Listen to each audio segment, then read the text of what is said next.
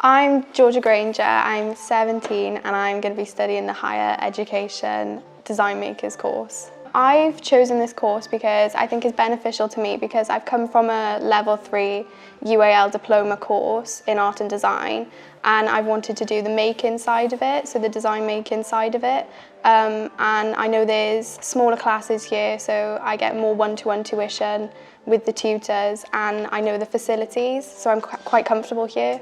Probably the ceramics and the design jewellery side of the course I'm more excited about because it's more hands-on and I feel like I can really benefit and you can see the product taking shape when you're doing it. The facilities here are really good because there's loads of different specialisms you can go into. There's lots of different classes here that can lead you into different things, so like the print rooms, the fashion rooms. There's loads of different things that you can use that can link into one another. The thing I like most about my course is that it's very hands-on and you can do anything that you want. There's lots of tutors to support you and you meet great friends through this course because everyone's creative and we all have our own different specialisms. I would recommend this course if you're a creative person because it's less money and you can have great opportunities here and it leads you the same way as a university would, and you can do a top-up year at university if you still want that experience.